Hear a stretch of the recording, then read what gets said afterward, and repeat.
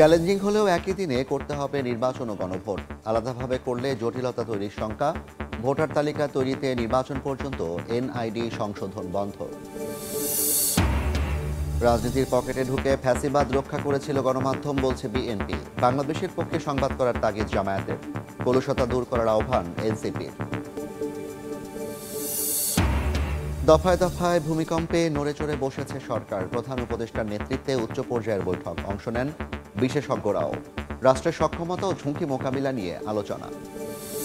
লবণের দামটা অনেক নাই বলতে চলে। 1 মণ লবণ দিয়ে 1 পাওয়া ডালও কিনতে পারবো না। তো কিভাবে বাঁচবো আমরা? এই সিন্ডিকেটটা যদি ভাঙতে না পারে, কিন্তু আমরা ন্যায্য মূল্য পাবো না। কাপড়ের কাপড় পরে সড়কে লবণ ঢেলে প্রতিবাদ। আমদানি বন্ধ ও ন্যায্য মূল্য নিশ্চিতে কক্সবাজারে চাষিদের বিক্ষোভ। দাবি না মানলে কঠোর আন্দোলনের হুঁশিয়ারি। এবং হাসপাতালে অক্সিজেন নিয়ে চরম অব্যবস্থাপনা। বরিশালে সরকারি প্ল্যান্ট থাকলেও বেশি দামে কেনা হচ্ছে বাইরে থেকে। কর্মকর্তাদের কমিশন বাণিজ্যের অভিযোগ।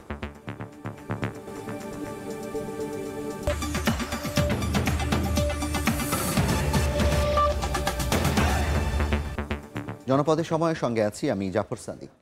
চ্যালেঞ্জ থাকলেও একই দিনে জাতীয় নির্বাচন ও গণভোট করতে হবে বলে জানিয়েছেন অর্থ উপদেষ্টা সালেউদ্দিন আহমেদ। বলেন, আলাদা দিনে করলে জটিলতা তৈরি হবে, তবে এতে খরচ বাড়লেও বাজেট নিয়ে কোনো সমস্যা হবে না। অর্থ উপদেষ্টা জানান, তফসিলের পর নির্বাচন কমিশনের চাহিদার ভিত্তিতে দেয়া হবে বরাদ্দ। গণভোট জাতীয় নির্বাচনের আগে হতে হবে। নির্বাচনের দিনই গণভোট হবে, তার আগে হতে হবে না। গণভোট কবে হবে তা নিয়ে পাল্টাপাল্টি বক্তব্যে নিজেদের অনড় অবস্থান জানান দিয়ে রাজনীতির মাঠ সরগরম রাখে রাজনৈতিক দলগুলোর এই বিপরীতমুখী অবস্থানের মধ্যেই গত 13 নভেম্বর জাতির উদ্দেশ্যে দেয়া ভাষণে প্রধান উপদেষ্টা ঘোষণা করেন ফেব্রুয়ারির প্রথমার্ধে একই দিনে হবে গণভোট ও জাতীয় নির্বাচন।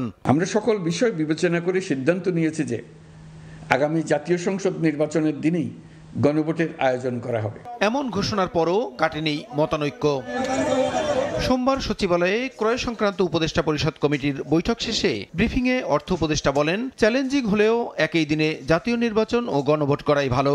তফসিল ঘোষণার পর নির্বাচন কমিশনের চাহিদার ভিত্তিতে প্রয়োজনীয় বরাদ্দ দেওয়ার কথা জানান তিনি। আমার মনে হয় চ্যালেঞ্জটা গ্রহণ করতে হবে। 2 দিন করা জিনিসটা, মানে এত এন্টায়ার জিনিস রিটার্নিং অফিসার মোবিলাইজ করা, আপনি জানেন এটা খুব সোজা কাজ না। নির্বাচনের বাজেটটা আমরা এখন অন্য মন্ত্রণালয়ের বাজেটটা লাস্ট ডেট দিয়েছে যে এত তারিখের মতো আপনারা বলে দেন, কারণ ডিসেম্বরে আমরা বাজেটটা রিভাইজ করব। ভাড়া কমার ব্যাপার আমি কিছু বলবো না, কারণ ওদের রিকোয়ারমেন্ট কত রকমের দিতে পারে। একটা গণভোটের ব্যাপারটা আসছে, এটা তো আগে যখন আমরা বাজেট দিয়েছি সেই ওই প্রজেকশনে ওদের এটা ছিল না হয়তো। তারপরে ওরা এখন আপনার যে বিদেশে যে আজকে থেকে 25 তারিখ থেকে শুরু হবে বিদেশে ভোটারদের এনরোলমেন্ট, আমরা জানি এমবেসিতে, সেটার হয়তো তখন ফরেন মিনিস্ট্রি থেকে হয়তো আমাদেরকে চাইতে পারে। নির্বাচনের ব্যাপারে কোনো চিন্তা করার দরকার নাই। এদিকে সুষ্ঠু নির্বাচনের লক্ষ্যে স্পর্শকাতর ভোট কেন্দ্রগুলোতে বডি ক্যামেরা থাকবে বলে জানান অর্থ উপদেষ্টা। ওখানে তো ইনভলভ কিন্তু স্বরাষ্ট্র মন্ত্রণালয় ডিরেক্টলি বডি ক্যামেরার ব্যাপারে ইসি বলে দেবে যে এইসব জায়গায় তোমরা নেবে এবং ক্যামেরা বা কী কী সুরক্ষা করবে এটা স্বরাষ্ট্র মন্ত্রণালয়। ওদের পুলিশ, বিজিবি আছে, ওদের র্যাব আছে এবং এবার অন্যান্য সংস্থাগুলো আছে, তারা করবে। চালের বাজার স্থিতিশীল রাখতে বৈঠকে ভারত থেকে 50,000 টন চাল আমদানির সিদ্ধান্ত হয়েছে বলেও জানান অর্থ উপদেষ্টা। 50,000 টন আছে, আমরা তবু এনকারেজ করি। প্রসূন আশিস, সময় সংবাদ, ঢাকা। ভোটার তালিকা প্রস্তুতে নির্বাচন বা পরবর্তী নির্দেশ না দেওয়া পর্যন্ত জাতীয় পরিচয়পত্রের তথ্য সংশোধন বন্ধ রাখার সিদ্ধান্ত নিয়েছে নির্বাচন কমিশন। এদিকে নির্বাচনে ভোট দিতে পোস্টাল ভোট বিডি অ্যাপে 6 দিনের নিবন্ধন করেছেন 22,000-এর বেশি প্রবাসী। এর মধ্যে এগিয়ে রয়েছেন দক্ষিণ কোরিয়া প্রবাসীরা। ঢাকা জেলার প্রবাসী ভোটারদের নিবন্ধন বেশি, আর আসন ওয়ারি এগিয়ে আছে চাঁপাইনবাবগঞ্জ 3 আসনের প্রবাসীরা। প্রবাসীদের ভোটের সুযোগ দিতে বিশ্বের বিভিন্ন অঞ্চলে 5 দিন করে নিবন্ধনের সময় বেঁধে দিয়ে গত সপ্তাহে পোস্টাল ভোট বিডি নামে মোবাইল অ্যাপ চালু করে নির্বাচন কমিশন। সোমবার বিকেল পর্যন্ত নির্বাচন কমিশনের অ্যাপে দেখা যায় পূর্ব এশিয়া, দক্ষিণ আমেরিকা ও আফ্রিকার দেশগুলো মিলিয়ে 71টি দেশের প্রবাসী বাংলাদেশিরা নিবন্ধন করছেন। 19 নভেম্বর থেকে এখন পর্যন্ত নিবন্ধন ছাড়িয়েছে 22,000। সবচেয়ে বেশি নিবন্ধন দক্ষিণ কোরিয়া থেকে 8,000-এর বেশি, এরপর জাপান থেকে 5,000-এর বেশি। এরই মধ্যে 64 জেলার প্রবাসীরা ভোট দেওয়ার জন্য নিবন্ধন করেছেন। তবে চাঁপাইনবাবগঞ্জ 3 আসনের প্রবাসীরাই ত্রয়োদশ জাতীয় সংসদ নির্বাচনে ভোট দেওয়ার প্রক্রিয়ায় এগিয়ে রয়েছেন। এদিকে প্রবাসীদের ব্যালট আনা নেওয়ার কাজ সম্পন্ন করার দায়িত্ব পড়েছে ডাক বিভাগের উপর। এ নিয়ে ডাক বিভাগের সঙ্গে বৈঠক করে ইসি। ডাক বিভাগ কিন্তু এটাকে ওদের জন্য একটা চ্যালেঞ্জ হিসেবে নিয়েছে এবং ওরা কিন্তু খুবই পরিশ্রম করছে, তাতে পুরোপুরি তারা মনে করছে সম্ভব।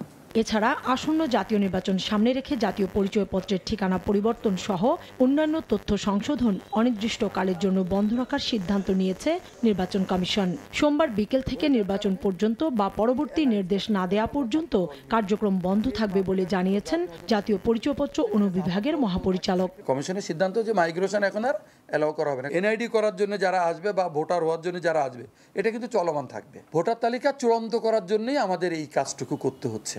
যেই তালিকার উপরে ভোট গ্রহণ হবে, ওই তালিকা হওয়ার আগ পর্যন্ত এই কাজটা আপাতত বন্ধ থাকবে। ভোটার তালিকার যে চাহিদাটা তৈরি হয়, সেই চাহিদাটা পূরণ করা যায়। নির্বাচন প্রক্রিয়া সুষ্ঠু ও ত্রুটিমুক্ত রাখতেই এই সিদ্ধান্ত নেওয়ার কথা জানানো হয়েছে। কাউসারা চৌধুরী কুমু, সময় সংবাদ, ঢাকা। ফেব্রুয়ারিতে উৎসবমুখর নির্বাচন আয়োজনে অন্তর্বর্তী সরকার কাজ করছে বলে জানিয়েছেন প্রধান উপদেষ্টা। এই নির্বাচনে কয়েকটি পর্যবেক্ষক দল পাঠানোর আগ্রহ প্রকাশ করেছে কমনওয়েলথ।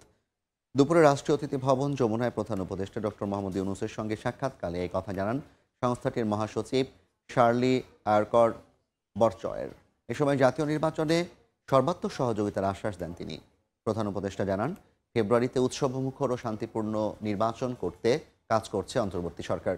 বৈঠকে ডক্টর মোহাম্মদ ইউনূস নির্বাচন ও নির্বাচন পরবর্তী সময়ে কমনওয়েলথের পূর্ণ সমর্থন কামনা করেন।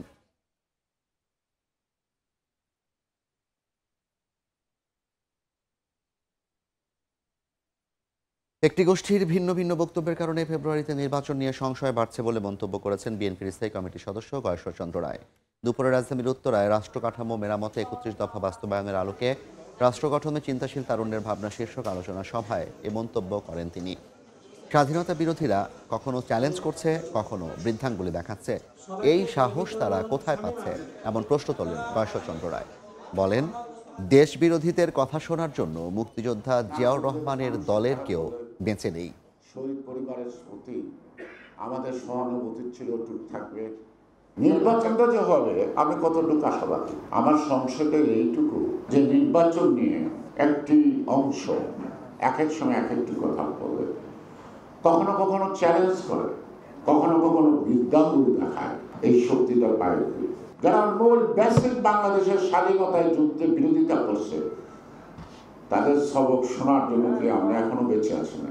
তাদের যেন বের করে দিতে চাচ্ছি না। তাদের হুঙ্কারটা তো ভালো লাগে না, এত হুঙ্কার তো ভালো লাগে না। কারণ আমার দলের প্রতিষ্ঠাতা সে সর্বকালের সর্বশ্রেষ্ঠ একজন মুক্তিযোদ্ধা। বিভক্তির কারণে সাংবাদিকরা নিজেরাই রাজনীতিকদের পকেটে ঢুকে যান, যার প্রমাণ ফ্যাসিবাদকে রক্ষা করতে বিগত সময়ে উদ্যোগী হয়েছিল গণমাধ্যমগুলোই। দুপুরে গণমাধ্যম সংস্কার কমিশনের সুপারিশ নিয়ে মতবিনিময় এমন মন্তব্য করেন বিএনপি মহাসচিব মির্জা ফখরুল ইসলাম আলমগীর। এনসিপি সদস্য সচিব আখতার হোসেন গণমাধ্যমের ভেতরের কলুষতা দূর করতে সবাইকে একসঙ্গে কাজ করার আহ্বান জানান। আর জামায়াত মনে করে সংবাদের উপস্থাপনা হতে হবে বাংলাদেশের পক্ষে। অন্তর্বর্তীকালীন সরকারের নানা সংস্কারের অন্যতম লক্ষ্য ছিল গণমাধ্যম। প্রায় 4 মাসের আলোচনা শেষে গণমাধ্যম সংস্কার কমিশনের যে সুপারিশ, তা নিয়েও আছে নানা পর্যবেক্ষণ। সম্প্রচার সাংবাদিকদের পক্ষ থেকে সেসব পর্যবেক্ষণ তুলে ধরতে বিভিন্ন অংশীজনের সঙ্গে মতবিনিময় করছে ব্রডকাস্ট জার্নালিস্ট সেন্টার বিজেসি।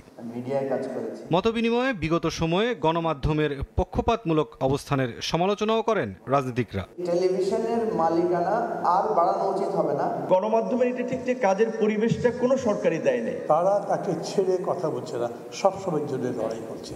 মনে রাখা উচিত, এই লড়াইটাই জারি করতে হবে। আয়োজনে বাংলাদেশের পক্ষে সংবাদ উপস্থাপনের আহ্বান জানায় জামায়াত।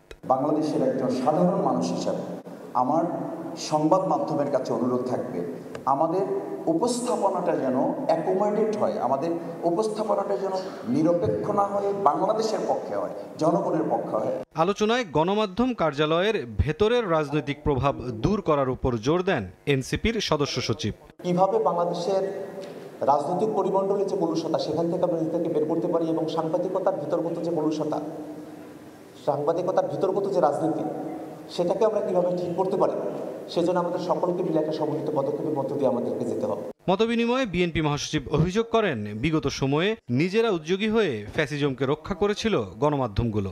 নিজেরাই তো আপনারা দলীয় হয়ে যাচ্ছেন, রাজনৈতিক দলগুলো তো আপনারা কাউকে পকেটের মধ্যে নিতে চায় না। আপনারা যদি পকেটে ঢুকে যান তখন কিন্তু দ্যাট বিকামস এ প্রবলেম। কারণ আমরা দেখছি তো যে আপনার গত 15 বছর কি হয়েছে। আমরা দেখেছি গত 15 বছর নিজেরাই উদ্যোগী হয়ে আপনারা ফ্যাসিজমকে সমর্থন করেছেন। সরকার পরিচালনার দায়িত্ব পেলে গণমাধ্যমের জন্য ইতিবাচক পরিকল্পনা গ্রহণের আশ্বাস দেন বিএনপি মহাসচিব। যদি জনগণের ভোটে নির্বাচিত সরকার গঠন করতে পারি। মুরসালিন হক জুনায়েদ, সময় সংবাদ, ঢাকা। জনপদের সময় আরও থাকছেন। ঢাকা বিশ্ববিদ্যালয়ের বিজয় 71 হলের ক্যান্টিনে আগুন, ফায়ার সার্ভিসের 4 ইউনিটের চেষ্টায় নিয়ন্ত্রণে। 2.5 ঘন্টা ধরে পুড়ল চট্টগ্রাম কম্বলের গুদাম। দফায় দফায় ভূমিকম্পে নড়েচড়ে বসেছে সরকার। বিকেলে প্রধান উপদেষ্টা ডক্টর মোহাম্মদ ইউনূসের নেতৃত্বে রাষ্ট্রীয় অতিথি ভবন যমুনায় একটি উচ্চ পর্যায়ের বৈঠক হয়েছে।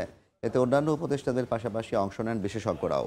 জরুরি এই সভায় ভূমিকম্প মোকাবিলায় রাষ্ট্রের সক্ষমতা ও সম্ভাব্য ঝুঁকি নিয়ে আলোচনা হয়।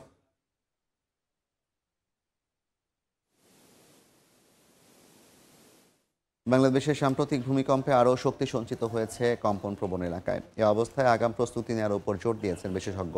বলছেন, এখন থেকেই স্বল্প, মধ্য ও দীর্ঘমেয়াদী পরিকল্পনা নিয়ে কাজ শুরু করতে হবে। বছর বছর বাড়ছে ভূমিকম্পের সংখ্যা। 2017-তে বাংলাদেশ ও কাছাকাছি এলাকায় 28টি, 2023-এ 41টি এবং 2024-এ 54টি ভূমিকম্প রেকর্ড করেছে আবহাওয়া অধিদপ্তর। সবশেষ মাত্র 36 ঘন্টার ব্যবধানে 4 বার ভূমিকম্পে বেড়েছে সংখ্যা। ঢাকা বিশ্ববিদ্যালয়ের ভূতত্ত্ব বিভাগের অবসরপ্রাপ্ত অধ্যাপক হুমায়ুন আক্তার মনে করেন, সাম্প্রতিক ভূমিকম্পের কারণে আরও শক্তি সঞ্চয় করছে ভূমিকম্প প্রবণ অঞ্চল। তাই আগে থেকে প্রস্তুতি নেওয়া জরুরি। বাংলাদেশ ভূমিকম্প প্রবণ এলাকা না, কিন্তু ভূমিকম্পের ঝুঁকির দিক দিয়ে অন্যতম শীর্ষস্থান অবস্থান করছে। কারণ হচ্ছে দুটো একটা লকড হয়ে আছে, এটা স্লিপ করছে না বলেই ভূমিকম্প হচ্ছে না। এটাই হচ্ছে আমাদের জন্য একটা থ্রেটনিং, একটা ভয়ঙ্কর একটা অবস্থা, এবং যখন হবে তখন হচ্ছে বড় ভূমিকম্প। যদিও ভূকম্পন কখন কোথায় হবে আগে থেকে নিশ্চিতভাবে তা বলা যায় না, কিন্তু প্রস্তুতি হিসেবে নিজের ঘরকে নিরাপদ রাখা, জরুরি সরঞ্জাম প্রস্তুত রাখা এবং পরিস্থিতি বিবেচনায় রেখে পূর্ব পরিকল্পনা রাখার মতো বিষয়গুলো জীবন রক্ষা করতে পারবে বলে মনে করেন এই বিশেষজ্ঞ। ঘরের ভিতরে আসলে নিরাপদ জায়গা। ঢাকা সিটিতে আপনি বাইরে আসলে আরো বিপদ। আমাদের ইমিডিয়েট হচ্ছে স্বল্প মেয়াদী পরিকল্পনায় যাওয়া উচিত। সরকারি সংস্থা এই স্বল্প মেয়াদীর ব্যাপারে একদম তারা কোনো কর্ণপাত করছে না। প্রচুর বাজেট মানে সেখানে হচ্ছে বাণিজ্য। এর বাইরেও সচেতনতা তৈরির পাশাপাশি প্রশিক্ষিত জনবল তৈরি করে নিয়মিত মহড়া এবং ঝুঁকিপূর্ণ ভবনে অভিযান পরিচালনায় জোর দেন সংশ্লিষ্টরা। আল আমিন তুষার, সময় সংবাদ, ঢাকা। 2.5 ঘন্টার আগুনে পুড়ে ছাই চট্টগ্রামে কম্বলের গোডাউন। দুপুর 1টায় নগরীর কদমতলী এলাকায় হোসেন চেয়ারম্যান বাড়ির 4র্থ তলায় একটি কম্বলের গোডাউনে আগুন লাগে। প্রথম দিকে ব্যবসায়ীদের পাশাপাশি স্থানীয়রা আগুন নেভানোর চেষ্টা করেন, তবে কম্বলসহ বিভিন্ন দাহ্য পদার্থ থাকায় আগুনের তীব্রতা বেড়ে যায়। খবর পেয়ে ফায়ার সার্ভিসের 8টি ইউনিট ঘটনাস্থলে পৌঁছে 2.5 ঘন্টার চেষ্টায় আগুন নেভায়। তবে গোডাউনের সব পুড়ে যাওয়ায় ব্যাপক ক্ষয়ক্ষতির আশঙ্কা ব্যবসায়ীদের।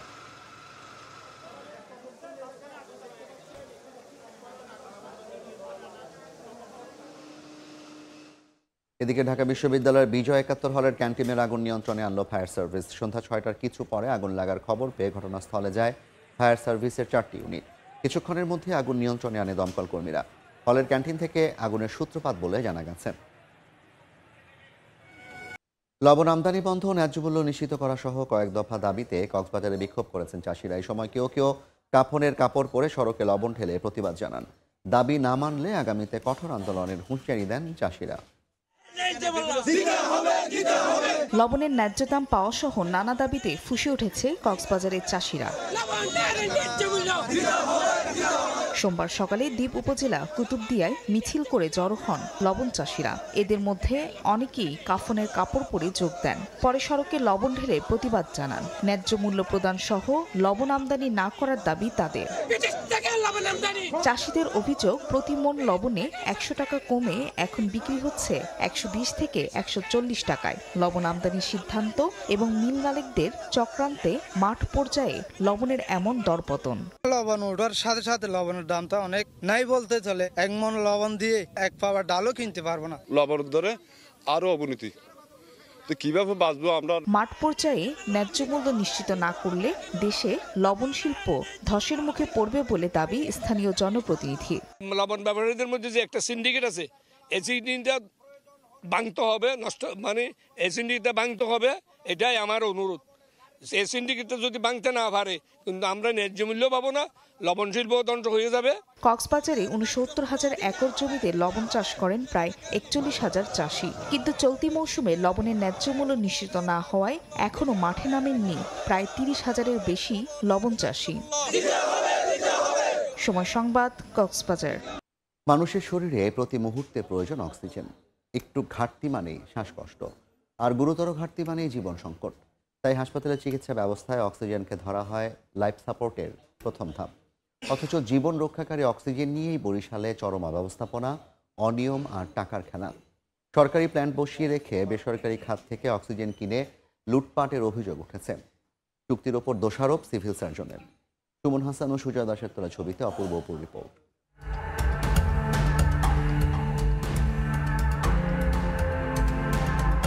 দ্রুত অক্সিজেন যোগান নিশ্চিতে বরিশাল জেনারেল হাসপাতাল প্রাঙ্গণে কয়েক কোটি টাকা ব্যয়ে সরকার নির্মাণ করে পিএসএ অক্সিজেন প্লান্ট। আধুনিক যন্ত্রপাতি, পর্যাপ্ত লোকবল সবই আছে, শুধু নেই রাষ্ট্র ও জনগণের প্রতি দায়বদ্ধতা।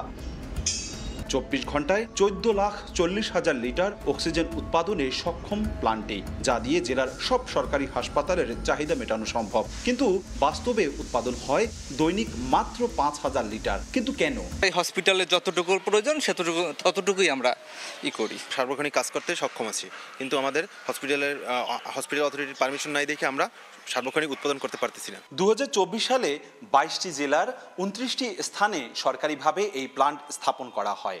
তবে কার্যত বরিশালেরটা অচল, অনেকটা উৎপাদনহীন। অভিযোগ উঠেছে বেসরকারিভাবে ২টি প্রতিষ্ঠান থেকে বেশি দামে অক্সিজেন কেনা হচ্ছে, গচ্ছা যাচ্ছে সাধারণ মানুষের টাকা। এজন্য সিভিল সার্জন দুষছেন পূর্বের করা চুক্তিকে। আর শেরে বাংলা মেডিকেলের নতুন পরিচালক বলছেন সরকারি প্লান্টের বিষয়ে খুঁটিনাটি জানেন না তিনি। আর স্পিডটাকে চিঠি লিখে মৌখিকভাবে বন্ধ করা হয়েছে। ইনফরমেশন গ্যাপ থাকতে পারে।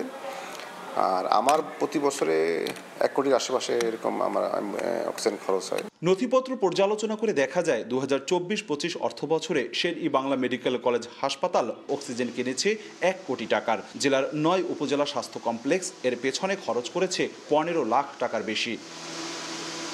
অপূর্ব অপু, সময় সংবাদ, বরিশাল। নারায়ণগঞ্জে চোর সন্দেহে এক নির্মাণ শ্রমিককে পিটিয়ে হত্যার অভিযোগ উঠেছে। এদিকে ফরিদপুরে চুরি করার সময় ধরা পড়া ৪ চোরকে গণপিটুনি দেন এলাকাবাসী। এ সময় এক যুবকের মৃত্যু হয়েছে। এছাড়া চাঁদপুরে এক শিশুর কাটা হাত উদ্ধার করা হয়েছে। রোববার রাতে নারায়ণগঞ্জ বন্দরের সোনাচড়া এলাকায় নির্মাণাধীন একটি বাড়ি থেকে বৈদ্যুতিক তার চুরি হয়। পরে চোর সন্দেহে পারভেজ নামে এক নির্মাণ শ্রমিককে আটক করে মারধর করে বাড়ির মালিক ও স্থানীয়রা। এক পর্যায়ে পারভেজের মৃত্যু হয়। খবর পেয়ে ঘটনাস্থল থেকে নিহতের লাশ উদ্ধার করে সদর হাসপাতালের মর্গে পাঠায় পুলিশ। এদিকে ফরিদপুরের নগরকান্দার দেবীনগর গ্রামে রোববার রাতে একটি বাড়িতে ভ্যান চুরি করতে যায় ৫ জনের একটি দল। বিষয়টি টের পেয়ে ভ্যানের মালিক তাদের ধাওয়া দেয়। এ সময় তার চিৎকারে গ্রামবাসী ৪ জনকে আটক করে পিটুনি দেয়। খবর পেয়ে আহত অবস্থায় তাদের উদ্ধার করে উপজেলা স্বাস্থ্য কমপ্লেক্সে ভর্তি করে পুলিশ। পরে সেখানে চিকিৎসাধীন অবস্থায় শাহিন শিকদার নামে একজনের মৃত্যু হয়। শাহিন একই উপজেলার গজগাহ গ্রামের বাসিন্দা। দেখছেন জনপদের সময়। চট্টগ্রাম বন্দর বিদেশিদের হাতে ইজারা না দেওয়ার দাবিতে মশাল মিছিল হয়েছে। সন্ধ্যায় নগরীর নিউ মার্কেট এলাকা থেকে বন্দর রক্ষা ও করিডোর বিরোধী আন্দোলন কমিটি এই মিছিলটি বের করে। এ সময় বন্দর রক্ষায় নানা স্লোগান দেন তারা। বন্দরের এনসিটি সহ নানা স্থাপনা বিদেশিদের ইজারা না দেওয়ার দাবি জানানো হয়। পরে মিছিলটি নগরীর বিভিন্ন সড়ক প্রদক্ষিণ করে। জনপদের সময়ের শীর্ষ সংবাদগুলো জানিয়ে দিচ্ছি আরেকবার। চ্যালেঞ্জিং হলেও একই দিনে করতে হবে নির্বাচন ও গণভোট। আলাদাভাবে করলে জটিলতা তৈরির শঙ্কা।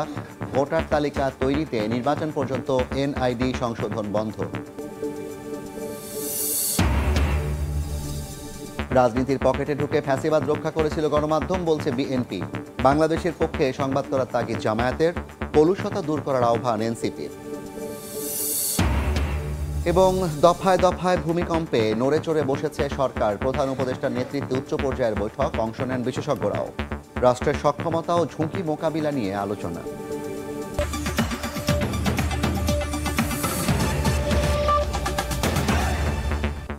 এই ছিল জনপদের সময়। এরপর রাতের সময় নিয়ে সঙ্গে থাকবেন সহকর্মী তোহা খান তামিম। জাফর, আপনাকে ধন্যবাদ।